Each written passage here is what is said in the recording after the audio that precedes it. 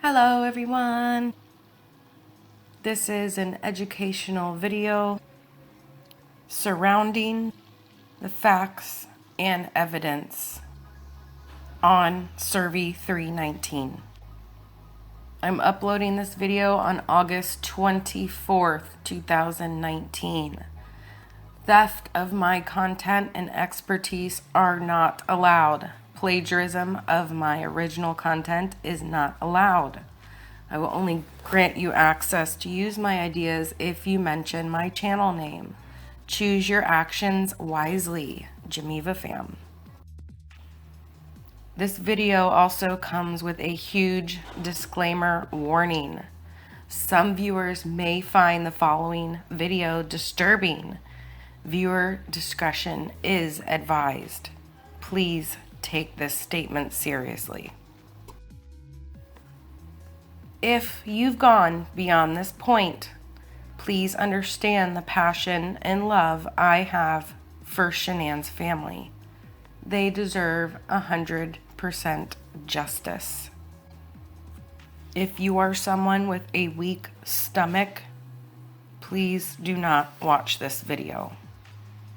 You've now been warned twice. Disrespectful comments will be deleted and you will be blocked. So please be mature and respectful on my channel. I will not hesitate to remove you. Now I'll be going through the different aspects of CERVI 319.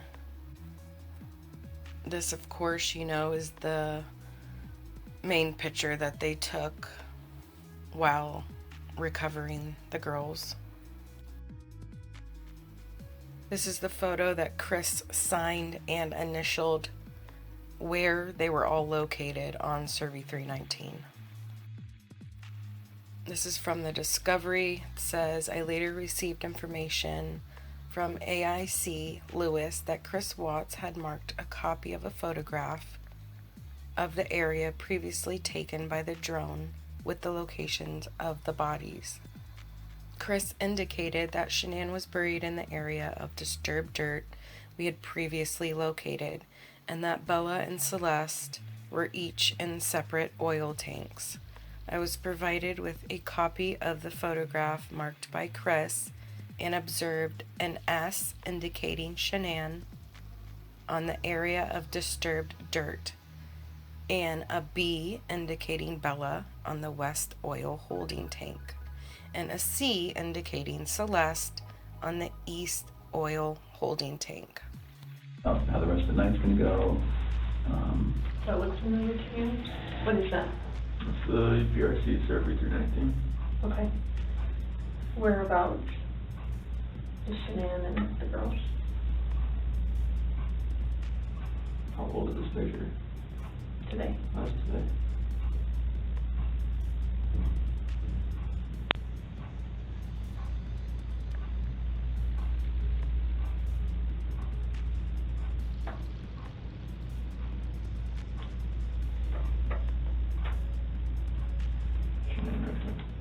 Okay, can you mark it for me?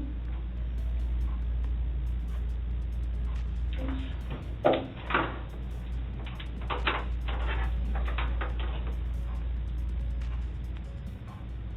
I think it's the paper, it's just gonna,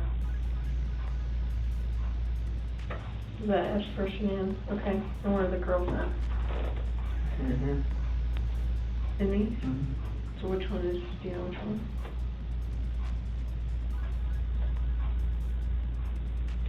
Are they in the tanks? Can somebody who doesn't know what they're doing open those? Okay, it's easy to open What's them. in the tanks? It's a mixture of oil and water.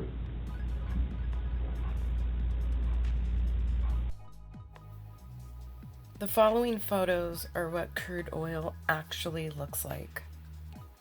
So you can only imagine what they had to recover on their little bodies from those oil tanks.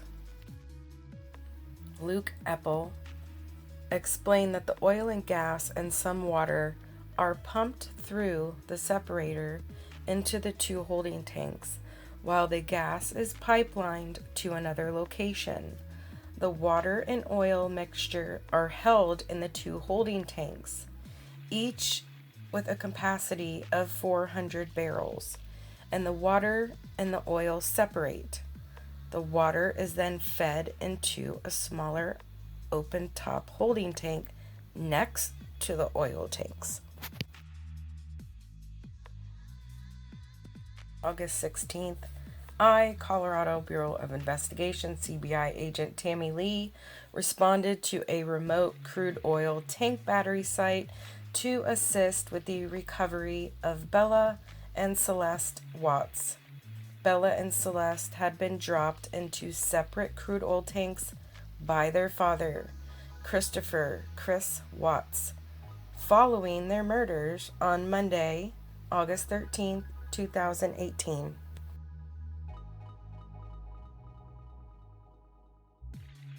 The Anadarko property is leased property with the CERVI Ranch, which is a 35,000 acre cattle ranch located in southeastern Weld County, Colorado. It is used for the extraction, collection, and storage of raw crude oil from local oil wells and pumps. It features sandy, dry soil, sparse native vegetation, and dry pasture rangeland for livestock. No structures other than the oil collection tanks are visible in any direction for several miles.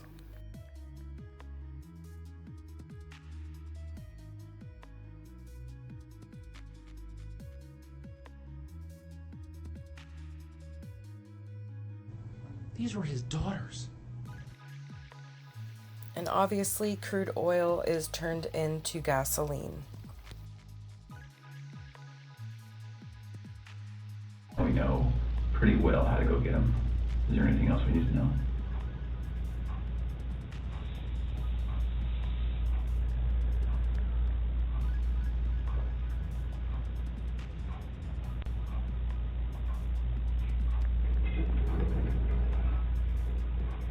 About how to get them? Yeah. Does someone have to climb up to the top and unscrew something and then lower something down to get them? They're like, it's just a hatch on the top, and they're like 20-foot tanks. How far down are they? Wherever the food level was in the tank, I'm not sure. Okay. What was it when you were there? I don't know, Okay. I wasn't looking for that. Okay. All right. You may go out there or no? I don't think so. Would you prefer not to? These are the pictures of the oil tanks on CERVI 319. This is the hatch he put his daughters through, and the manhole that the officials had to unbolt all these bolts and recover the girls from on the plywood.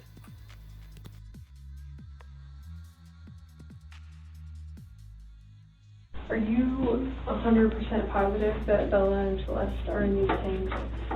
How did you get them in the tanks? 'Cause The hatch on top, the hatch, how do you access that? you walk upstairs, And then what? open it. So they were saying like you could barely fit an arm through that. It's a How big is hatch. it? It's, I mean, it's like, I mean, you can use, that's how we gauge the tanks. So you think it's about like, just like a pot, or a, what's that thing on the ground of the street? Like a manhole? Like a manhole cover, like is it that big? It's not that big, no. Okay. Was it hard to get them in there? Did you have to push or anything, or? Not really. Okay. We're sure, you're Yeah, sure? yeah, yes. Okay, and like we're gonna have to drain these tanks, it's gonna be kind of Okay. a mess, so I just wanna make sure that you're being truthful about that. And is it because, is Shanann here because she couldn't, like, could you not lift her all the way up there, or you couldn't? Would she have been too big to fit in that hole? Did you know that already? Not just from working the oil field, and then I do that, but Okay. And the girls aren't gonna be with her in this?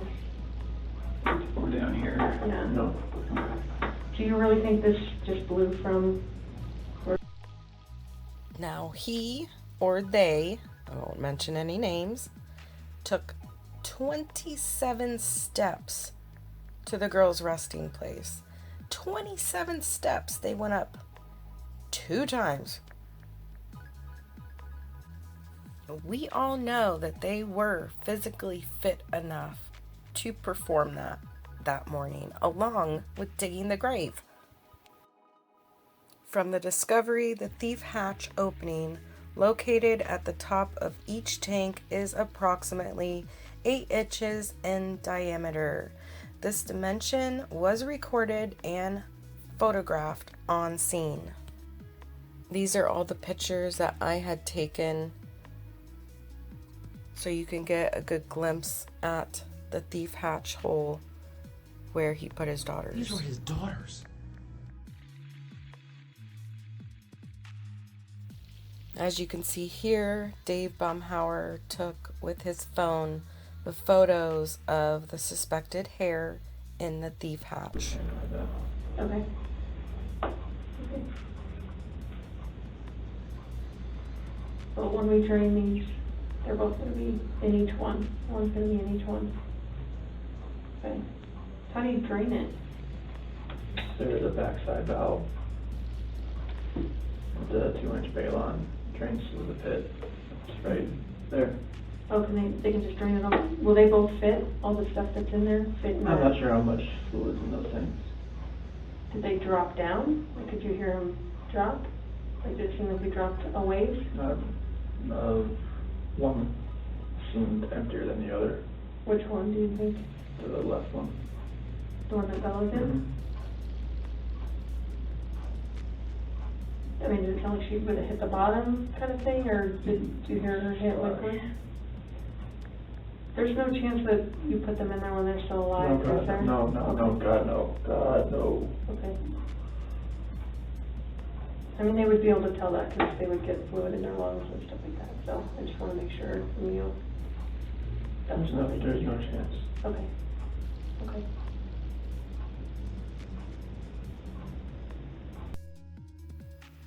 Within the fenced area were 2 large tanks, approximately 20 feet in height and 12 feet in diameter. Each tank is equipped to holding approximately 400 barrels of crude oil. That's 16,800 gallons. Also within the site was a weld head, pumping facilities, waste collection, and venting pressurization equipment.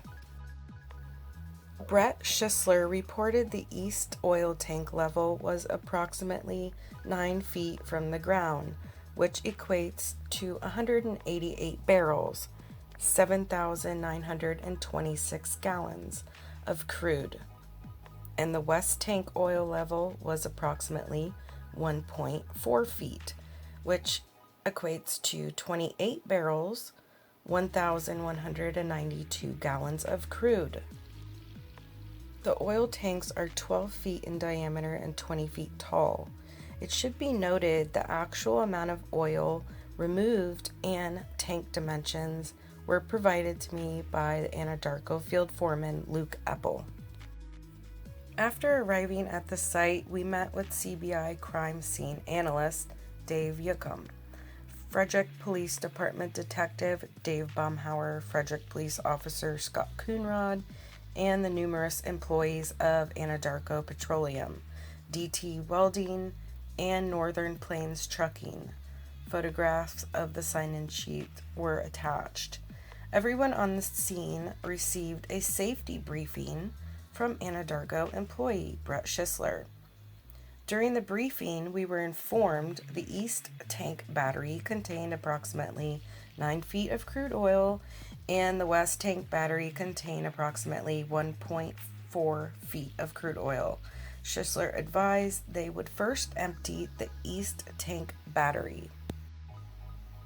Now I created these photos so you can get a good glimpse at about how tall they are. The 20 feet, half of that is the 10 feet. Now Celeste was right below that 10 feet at 9 feet. And then there's Bella at the bottom. And we heard Chris mention that he heard the splash was louder on Bella's than Celeste was. So here, once again, 27 steps up. Little bodies through these tiny holes of 8 inches, dropping them down.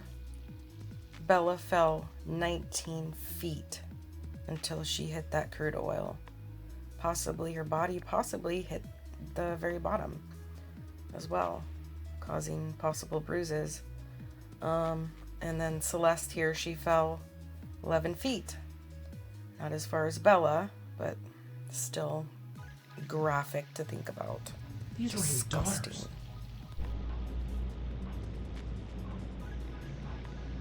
Are there gonna be, when they look at Bella and Celeste, are there gonna be any like resuscitation marks on them or anything? Like from CPR or something. Do you know CPR? I've taken a board once Okay. in class 2 years ago. Okay. It was on like a full-size adult dummy type thing. Okay.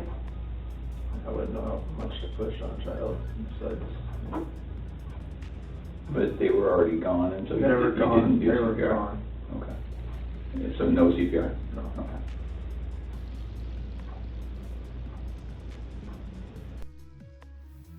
Now here are the CPR documents that were pulled from the Discovery here. I took pictures of them for you guys. He did have 2 CPR classes, one in 2015 and one in 2017. Clearly dates and details, everything, even what they learned about. And it even shows that they learned how to do auto injectors for the EpiPen.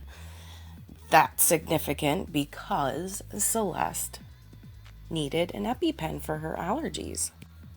So they learned how to do specific first aid topics on snake bites, spider bites, and then the optional skills say recovery position, AED practice, choking, and the EpiPen. Now here it shows that the CPR class taught removing contaminated gloves, chest compressions, rescue breaths, primary assessment, unresponsive. That would all be his daughters, wouldn't it? But he did not give a shit because he wanted them dead. He was not going to save their lives. There's no question about that. So it says single provider CPR, primary assessment responsive, control of bleeding. There was no blood, but that's pretty freaking advanced information that they learned about. Swollen, painful, deformed limb. I guess he kind of had to deform their limbs to get them in the fucking oil tanks. Spinal motion restriction. Now this is the 2017 CPR class.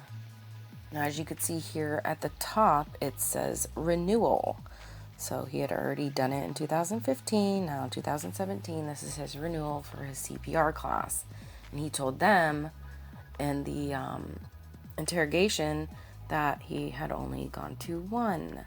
So this one says high performance CPR, secondary assessment using a tourniquet, amputation, impaled objects, using an EpiPen auto injector, stinging insects, snake bites, emotional considerations. This one also says removing contaminated gloves, chest compressions, rescue breaths, calling for cardiac arrest. Sorry, I couldn't read that because I blanked it out with my stupid red square, didn't I? primary assessment responsive, and control of bleeding, which is not checked. So, okay, yeah, then they didn't do that one, the control of bleeding, because that would be like EMS type situation, obviously.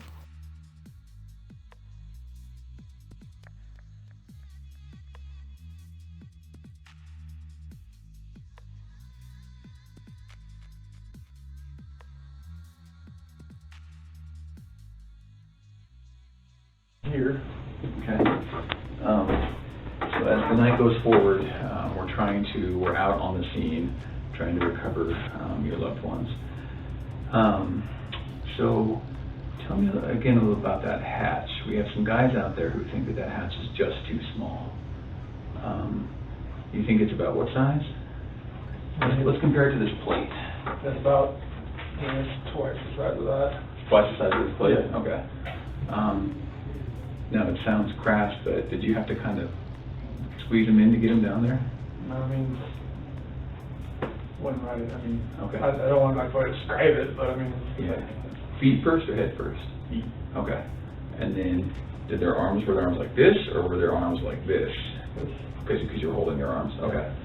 All right. So, I know we've asked you 1,000 times, and you're probably getting sick of it, but we're very, very concerned about how to get those kids out. You can imagine we can't really cut a hole in that tank because the sparks will blow something. Yeah. So I just want to make very sure that you're 100% sure that they're in there. Yes. Okay. One in one, one in the other. Yes. Now that doesn't make sense to me. Why would you? I wasn't making it at this point, but I was scared out of my mind. I didn't know what to do. Okay. So you carried one up, put her in. Did you shut it? It just flashes. Okay. Oh, it's just a latch. Yeah. And then went back down, got the other one, went up the different tower. Is that how it works? Same staircase. Oh, it's the same to get up to both? Yeah. Okay. And but they're two different tanks? Yes. Okay. So right beside each other. Okay. All right. And you didn't have to, I know it's gross, but you didn't have to. No, cut them no, up no, or no, anything, no, nothing no, like that. no, Okay. no. All right.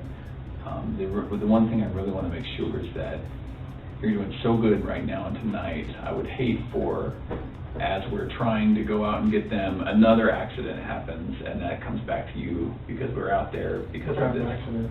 You know what I mean? Like, if they're out there and they're trying to get these bodies, if they're not even in there and we're wasting our time. Oh, no. Okay, they're in there. Yes. Okay. Yeah, I just don't want somebody to have a spark that blows something up, and I don't want that to come back to you. So No. please don't waste our time. They are out there. Yeah. Okay. All right. There's something saying here? Yes, please. These were his daughters. Now, these are the photos of the open thief hatch, the 8 inches of the hole. Now, I took this picture and I brightened it, and I thought it was extremely interesting because they say coming up, I believe that they couldn't even use the flash on the phone when taking the picture because it could ignite the fumes inside the tank here. So you see the coloration here? It almost looks like rainbow colors because of the fumes. That is crazy, isn't it? How you can actually see it when I lightened the photo. And I wanted to compare that because I did the exact same thing on the next photo.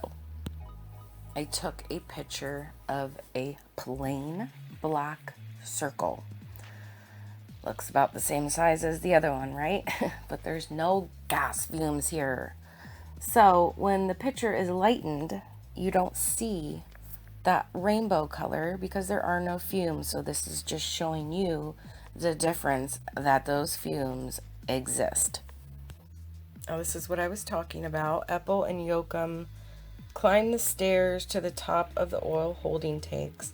Due to the dangerous conditions associated with opening the tanks, Epple was required to complete additional paperwork and accompany us with the gas monitoring device.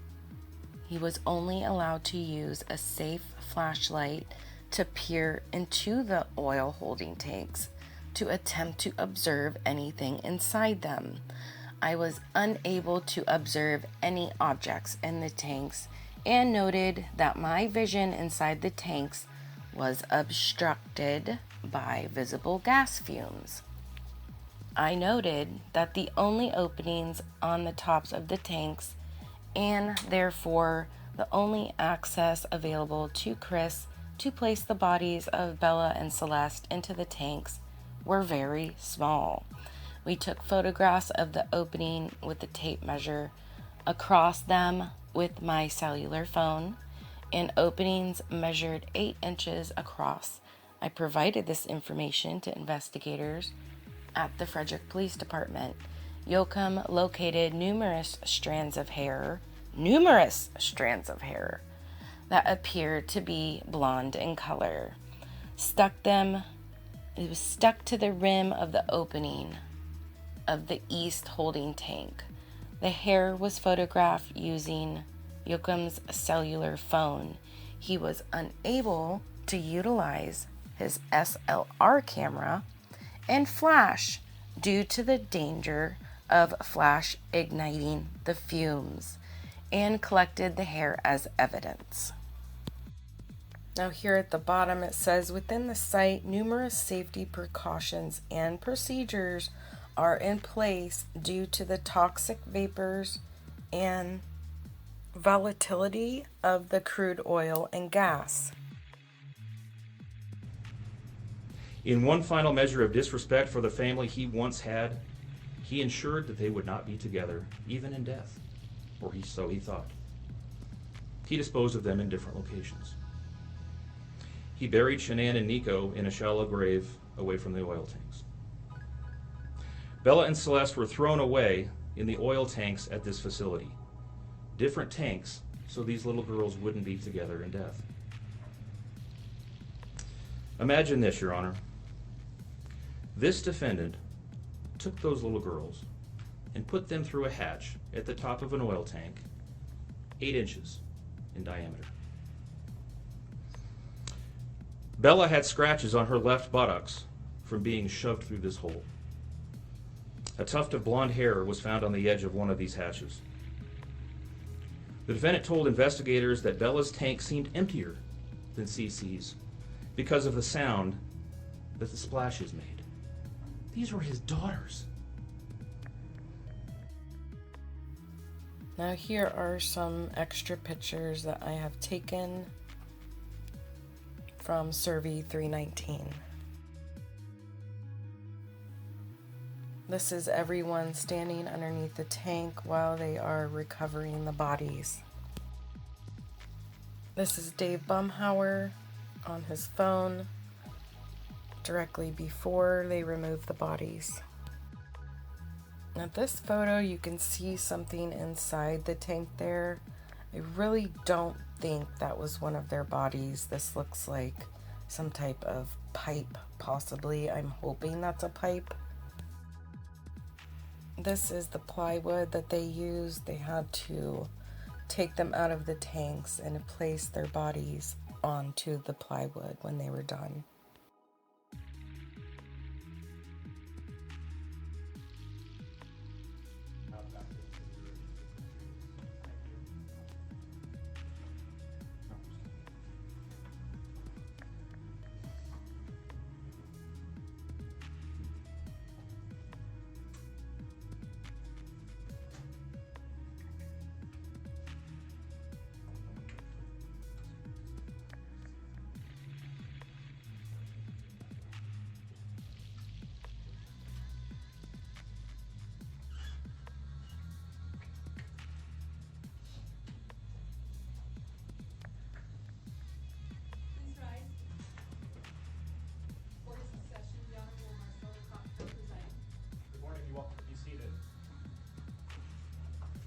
Like to make on behalf of the prosecution.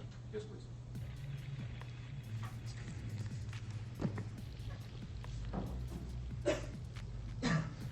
Your Honor, there are no words to adequately describe the unimaginable tragedy that brings us before this court today. By my comments, I'm not even going to try to express the horror, the pain, or the suffering that the defendant has caused to these families, to this community, and to all who were a part of this investigation. However, I do want to spend a few minutes sharing with the court the details of the crime, as so far you've only had an opportunity to review the affidavit and a few facts here and there that have been offered to the court in the motions and pleadings that have been filed. The questions that have screamed out to anyone who will listen since August 13th of 2018 are why and how. Why did this have to happen? How could a seemingly normal husband and father annihilate his entire family? For what? These are the questions that only one individual in this courtroom or on this planet knows the answers to. I fully expect we will not receive the answers to these questions today, nor will we at any point in the future. I don't expect that he will ever tell the truth about what truly happened or why. Even if he did, there is no rational way that any human being could find those answers acceptable responses to such horrific questions. The best we can do is try to piece together some kind of understanding from the evidence that is available to us. And the evidence tells us this: the defendant coldly and deliberately ended 4 lives, not in a fit of rage, not by way of accident, but in a calculated and sickening manner. Shanann was 34 years old. She had married the defendant in November of 2012. Over the weekend leading up to August 13th, she had been at a work conference in Phoenix, Arizona, and returned home in the early morning hours of August 13th. We know that she got home about 1:45 in the morning. The doorbell camera on their home shows her arriving back home from the airport. Shortly thereafter, at least according to the defendant, they had what he referred to as an emotional conversation about the state of their marriage and about what their lives would look like going forward. What was said during that emotional conversation, only he knows.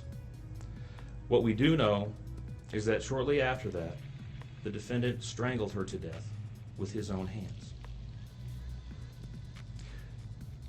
We know that he slowly took her life the morning of August 13th. We know that this was not done in an uncontrolled, vengeful manner that he tried to describe to agents from CBI and the FBI.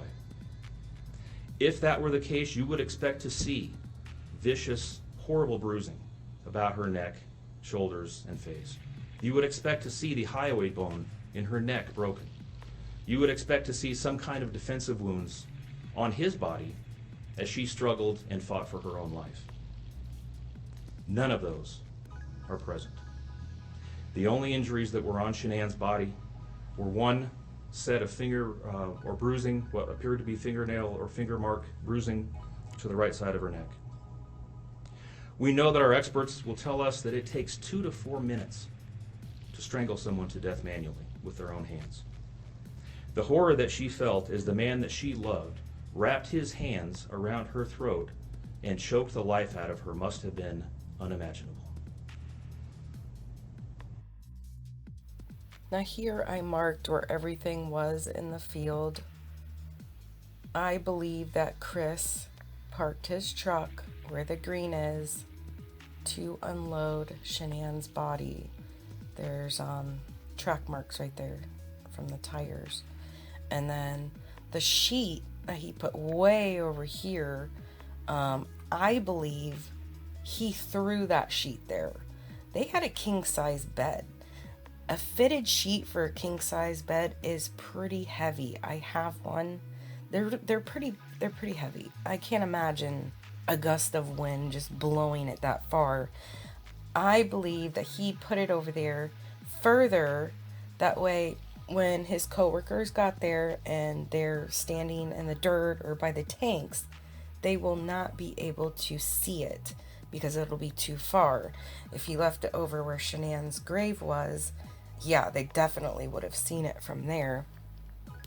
Or maybe they would have even seen it when they climbed the 27 steps up, if they're on the top of the oil tanks, you know, looking out into the field, which they had obviously no reason to do that because they never would have thought a human being could do something as gruesome as this. Also, I want to mention the bags. The 2 bags there. He said in his jailhouse interview that he put 1 bag over Shanann's head and 1 bag over Shanann's feet. for the truck, so the girls didn't have to see them because they were supposedly alive in his truck. I don't believe that's the case. And I still believe, and I know a lot of you do, believe that he did murder the children at the house. I have some other upcoming evidence videos that is going to hopefully show you that that was what happened, that it was done at the house. They were killed at the house, and I believe it was before Shanann even got home. So anyways, back to the bags. I think that he did kill them at the house, and he put each of their bodies inside those bags. And that's why they said that they carried them out like trash. And he was only protecting himself and the other person by stating that he put those bags around Shanann because the girls were alive, and that he killed them out at the oil tank field.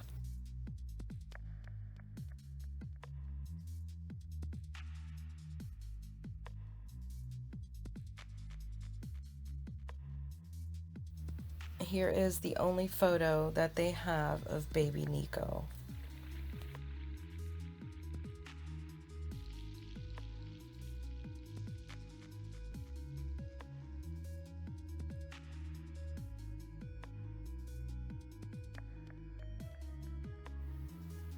Here's all the evidence they collected from CERVI 319. Even worse, what must Bella, age 4, and Celeste, age 3, must have experienced or thought as their father, the one man on this planet who was supposed to nurture and protect them, was snuffing out their lives. They both died from smothering. Let me say that again. The man seated to my right smothered his daughters. Why?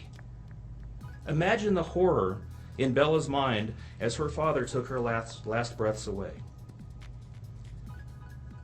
Your Honor, understand very clearly, Bella fought back for her life.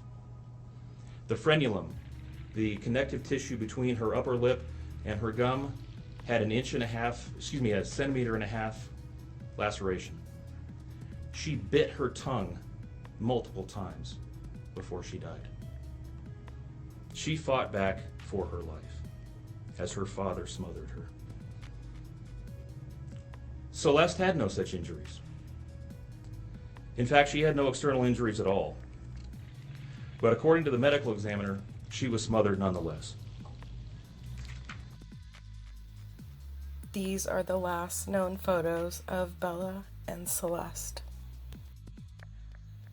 Now, coming up, it's going to become a little more graphic, so you may want to not watch it anymore if you have a weak stomach, but this is the harsh reality of what was done to his precious babies. Once the west oil tank was drained and the manway cover was removed, troopers entered the tank and recovered the body of an adolescent female. After troopers placed the descendant into a containment pool located directly outside of the tank, Trooper and I transferred the body to an area where the Chief Deputy Coroner, Jolene Joey Weiner, and forensic pathologist Michael Burson could perform a preliminary examination. Based on several photos I viewed previously and the information about the girl's bedtime clothing Watts disclosed in his interview, I believe the descendant was Bella Watts. I assisted Joey in securing the descendant onto a gurney and placing her into the coroner's vehicle. Shortly thereafter, Joey and Dr. Burson left the premises en route to the morgue located at McKee Medical Center. This is a similar containment pool that they used for the removal of the bodies.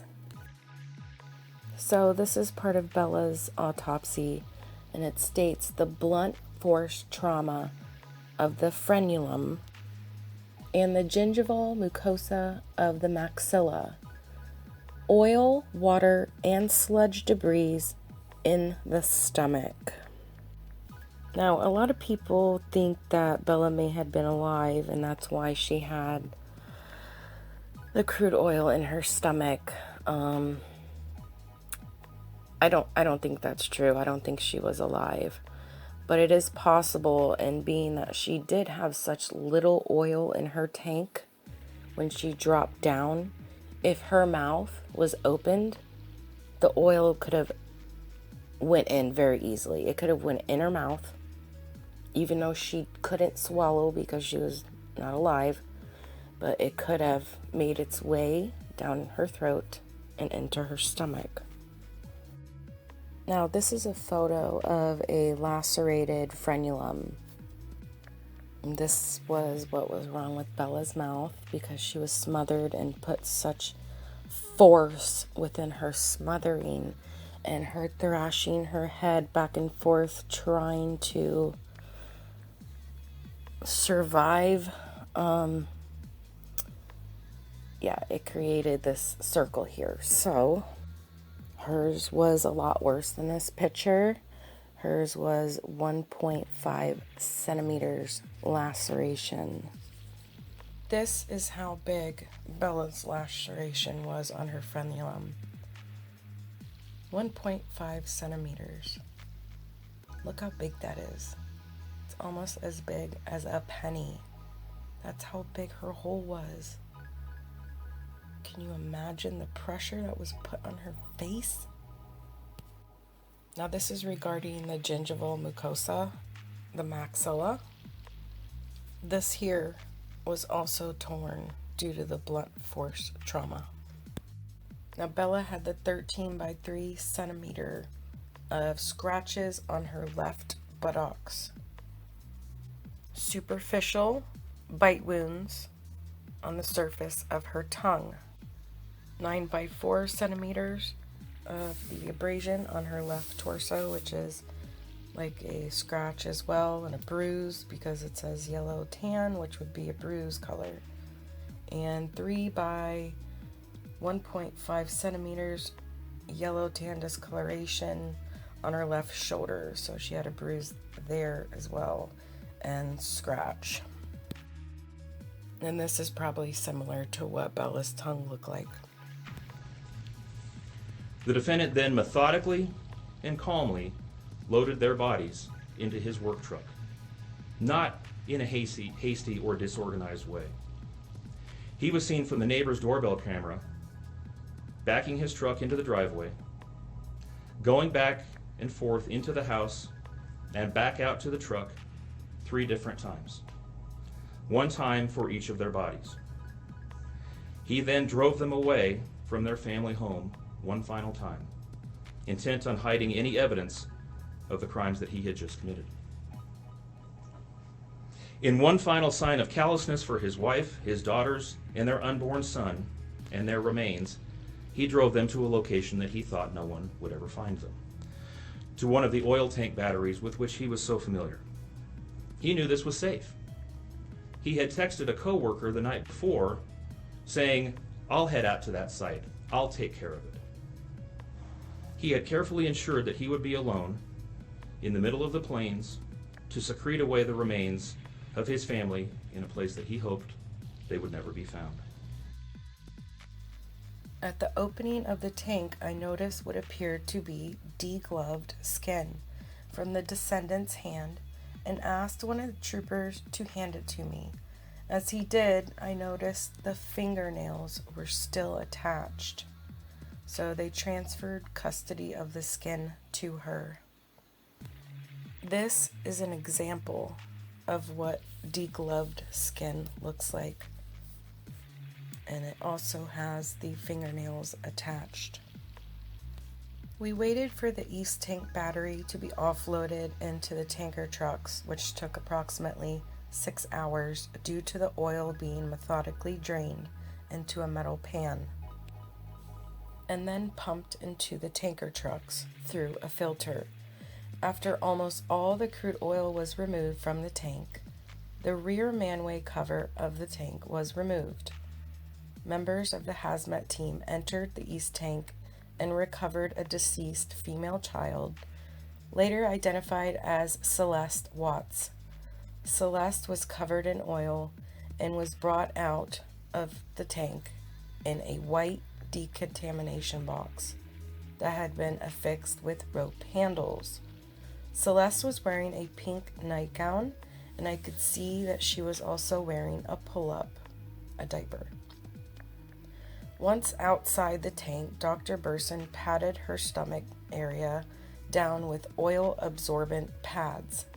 Celeste appeared to have skin slippage and was wrapped in a white sheet and then laid inside of an open body bag. After Celeste had been recovered, I left the scene and was not present during the recovery of Bella from the west tank. This is the example of the containment box that they were talking about that the bodies were placed in. Now, this is a picture of a screenshot I took. This is one of the bodies. I believe it's Bella. I believe that's her head on the left and her butt, as you can see her frame going up. That looks like her butt there. This is the decontamination box I just read off. You could see the oil spill there on the side.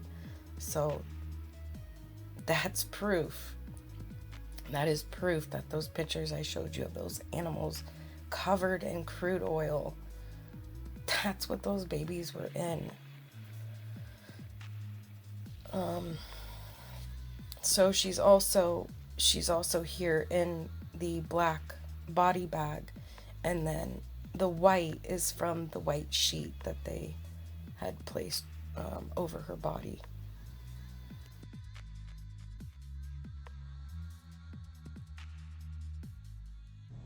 These were his daughters. Upon the completion of emptying the east tank, a juvenile female victim, believed to be Celeste Watts, was found buried in crude oil sludge at the bottom of the east tank. The victim was recovered and was wearing an orange-pink colored shirt, shorts, and a diaper with no shoes or socks. And again, found at the bottom of the tank in the crude oil sludge was the second juvenile female believed to be Bella Watts. The victim was wearing a pink multicolored shirt and shorts, no shoes or socks. The tanks were both searched for additional evidence. No additional evidence was located. Now here is the evidence of injury again for Bella. I had done some demonstrations with my son, my youngest son, who, when this murder happened, my youngest son had just turned 5. So him and Bella were only about 4 or 5 months apart in age. So I had taken these photos of him demonstrating how they could have fit through this 8-inch thief hatch hole. So as you can see, my son's feet fit perfectly inside this 8-inch hole, which is representing the thief hatch hole I made out of simple foil and a ruler. So it fits him, it goes up to his hips, but I tried to keep it as perfect circle as I could going up his legs, because obviously a thief hatch is not going to be adjustable like my foil. So as it was going up, it did stretch out a little bit, and then it went oval. So he definitely manipulated their bodies to get them through this hole.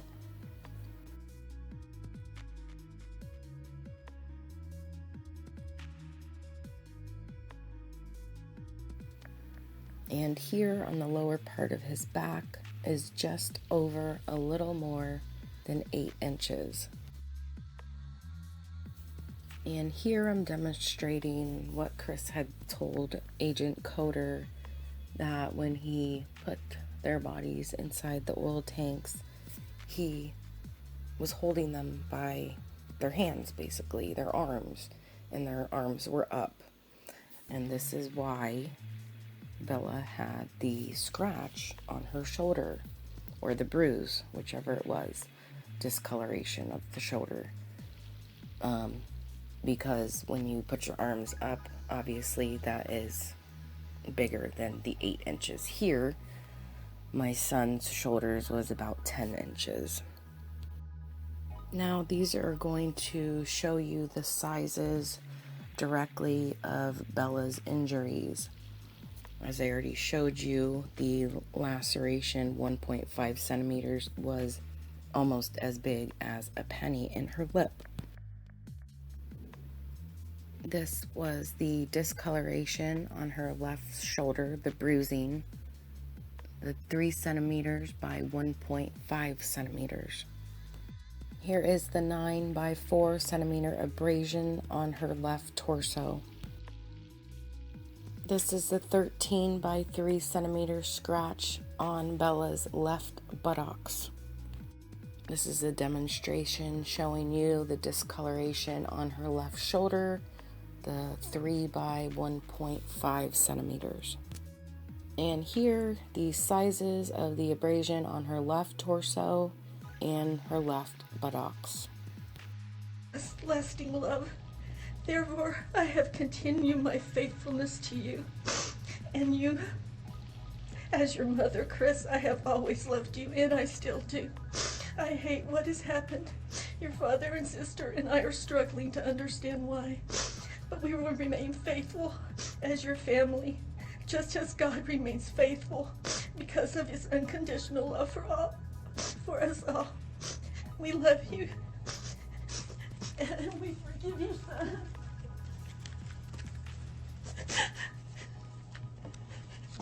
Thank you. Judge, if I could trust and will forgive us.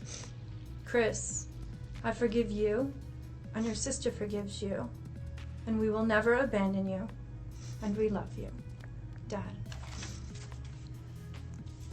Judge, thank you for the opportunity to address the court.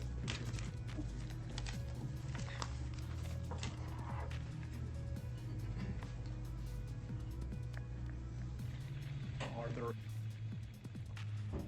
Good morning, Mr. Ruzick. Good morning.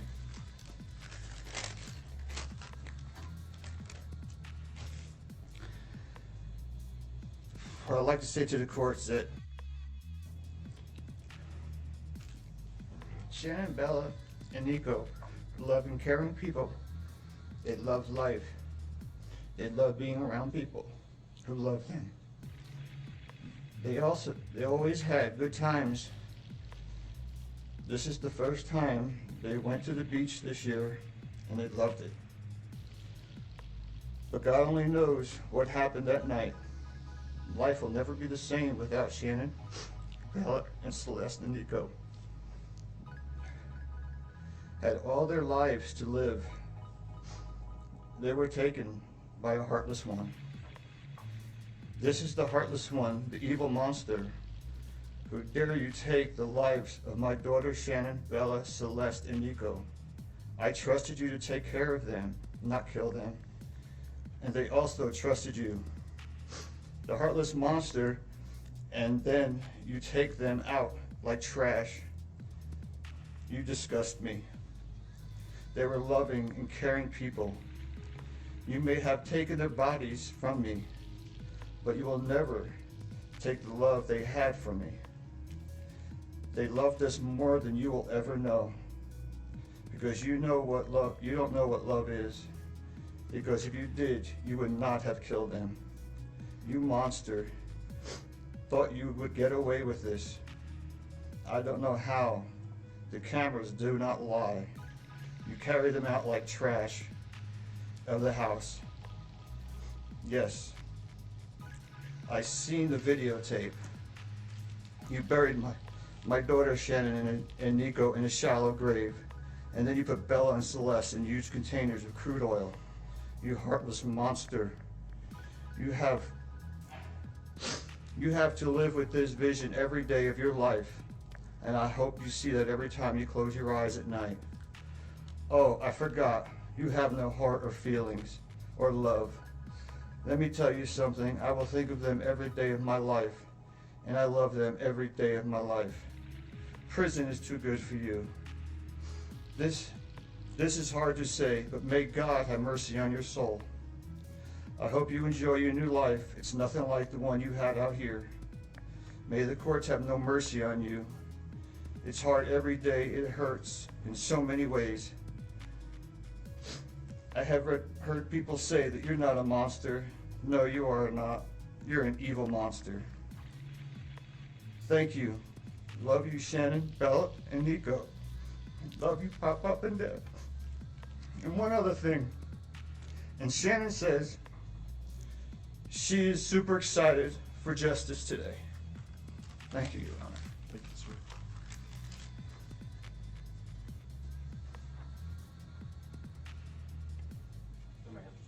Sure.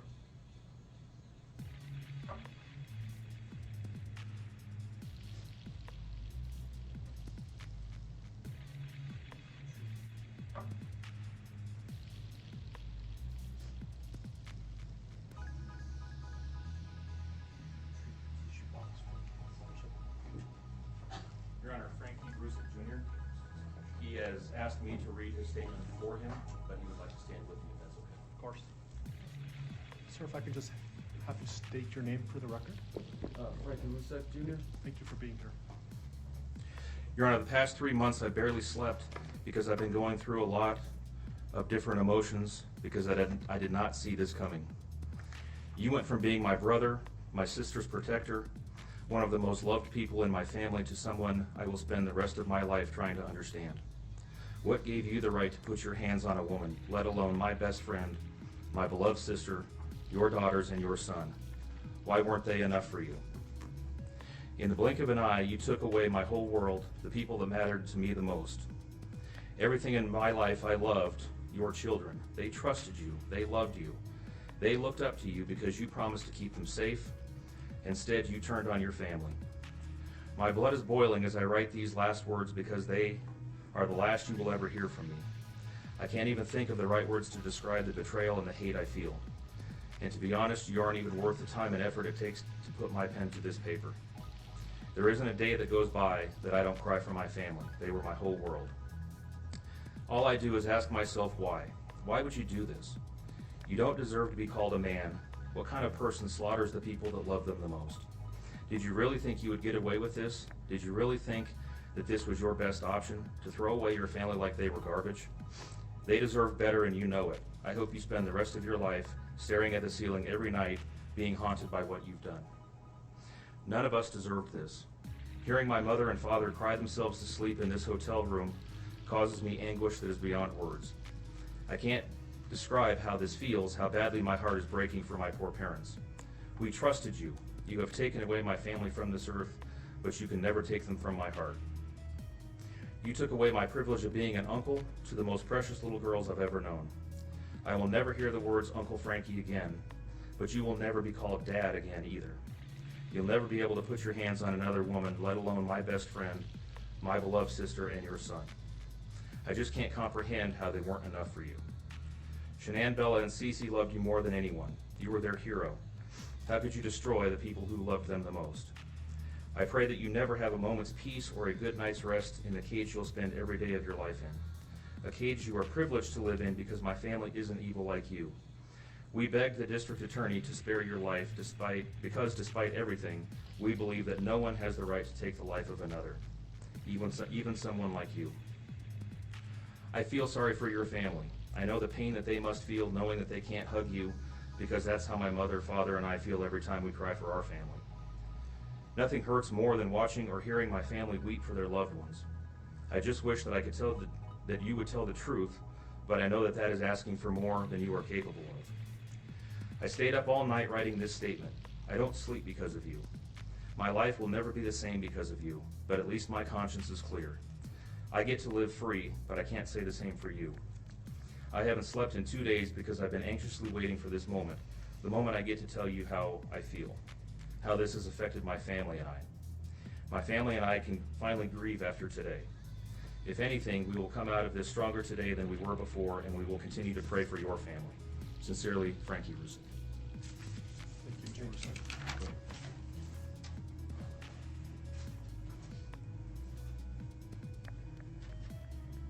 Your Honor, Sandy.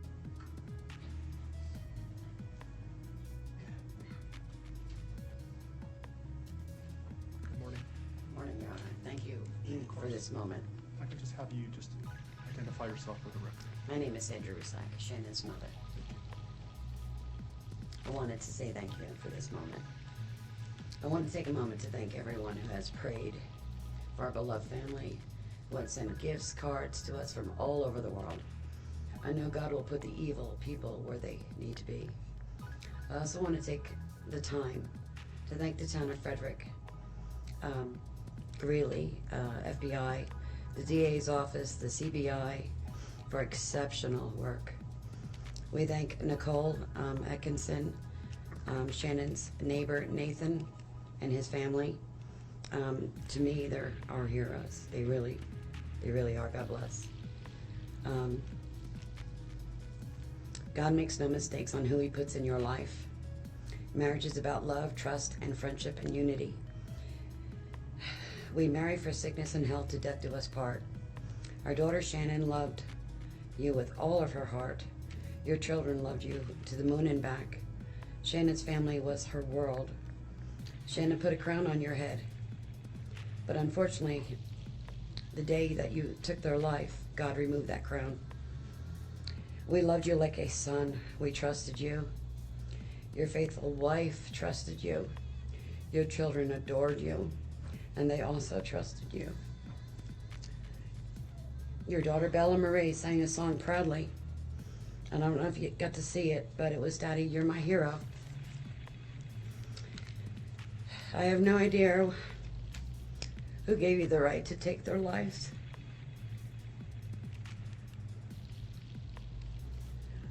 But I know God and His mighty angels were there at that moment to bring them home to paradise. God gives us free will. So not only did you take the family of four, your family of four, you took your own life. I want the world to know that our daughter and her children were so loved by us. There will always be protected by God and His mighty angels. I didn't want death for you because that's not my right. Your life is between you and God now, and I pray that He has mercy for you. From Shannon's mother, Bella Marie, Celeste Catherine, and Nico Lee's Nana. Thank you, Your Honor.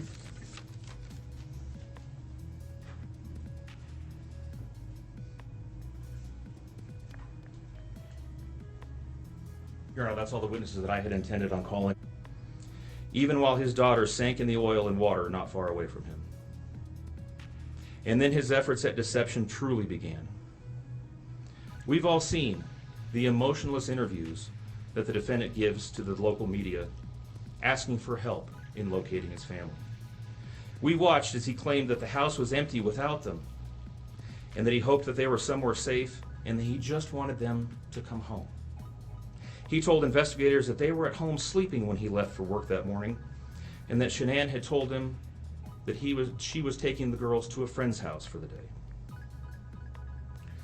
What is striking about this case, Your Honor, beyond the horrors that I've already described to you, is the number of collateral victims that he created by his actions. While he stood in front of TV cameras asking for the safe return of his family, scores of law enforcement officers, neighbors, friends, and family scoured the area, fretted for their safe return. They texted him begging for any information and sending him their best wishes, all the while he hid what he had done. The list of indirect victims does not end there. Think of the firefighters and the Colorado State Patrol hazmat experts who had to don protective suits and who were called upon to pull Bella and Celeste out of those oil tanks. Or the coroner employees who had to conduct these autopsies. or the victim assistants who frantically attempted to ease the suffering of those affected. All of this, Your Honor, for what? Why? Why did this have to happen? His motive was simple, Your Honor. He had a desire for a fresh start, to begin a relationship with a new love that overpowered all decency and feelings for his wife, his daughters, and unborn son. While Shanann texted the defendant over and over again in the days and weeks leading up to her death, attempting to save her marriage, the defendant secreted pictures of his girlfriend into his phone and texted her at all hours of the night. While Shanann sent the defendant self-help and relationship counseling books, one of which, ironically enough, was thrown in the garbage, he was searching the internet for secluded vacation spots to take his new love in researching jewelry. And while Shanann took the girls to visit family in North Carolina, the defendant went to car museums and the sand dunes with his new girlfriend. The stark contrast between the subjects of their internet and text content is absolutely stunning. Even the morning after he killed them and disposed of their bodies, he made several phone calls. One was to the school where the girls were supposed to start, telling the school that the girls would not be coming to school anymore, that they were being unenrolled, presumably to give him some more time before law enforcement notification about them going missing. He contacted a realtor to start discussing the selling of his house, and he texted with his girlfriend about their future. None of this answers the questions of why, however. If he was this happy and wanted a new start, get a divorce. You don't annihilate your family and throw them away like garbage. Why did Nico, Celeste, Bella, and Shanann have to lose their lives in order for him to get what he wanted? Your Honor, justice demands the maximum sentence under the agreement reached by the parties. As you will recall, the agreement calls for life sentences as to Shanann, Bella, and Celeste, and all of those to run consecutively to one another. It also calls for the count of unlawful termination of a pregnancy as to Nico to run consecutively to counts 1, 2, and 3. I would suggest that the extreme aggravation present in the defendant's conduct and in the efforts that I have described mandate that the sentences for counts 7, 8, and 9, the tampering with a deceased human body, each be the maximum of 12 years, and that those sentences run consecutively to one another. It is very clear that each of these acts, that these were not the subject of one act, but each oil tank that he walked up with his daughter's bodies and the hole that he dug for his wife and unborn son mandate a mandatory consecutive sentence. It's been alluded to this morning, but the defendant was certainly eligible for the death penalty in this case under the existing law in the state of Colorado. As you heard, Shanann's family strongly opposed my office seeking the death penalty and being bound to the criminal justice system for the next several decades. That's in large part, as you've heard, why we have reached the agreement that we have. 4 lives were lost at the hands of the defendant on August 13th for reasons that we will never fully understand, nor will we know. In the end, the Rusick family was much more merciful towards him than he was towards his wife, his daughters, and his unborn son. Prison for the remainder of his life is exactly where he belongs for murdering his entire family. Thank you. Are you seeking 91 days to... Good morning, Your Honor. Mr. Watts has asked us to share this morning that he is devastated by all of this. And although he understands that words are hollow at this point, he is sincerely sorry for all of this. Thank you. Thank you.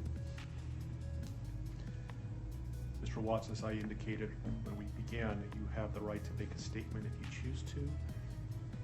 Would you like to make a statement? Thank you. So the court has considered the arguments made by the attorneys. The court has considered the statements made by the victims in this case. The court's going to find that the plea agreement is fair and reasonable under the circumstances. I want to acknowledge the Rusick family as well as the Watts family, that showing mercy on Mr. Watts is understood. And I respect that decision to request that the district attorney not seek the death penalty in this case.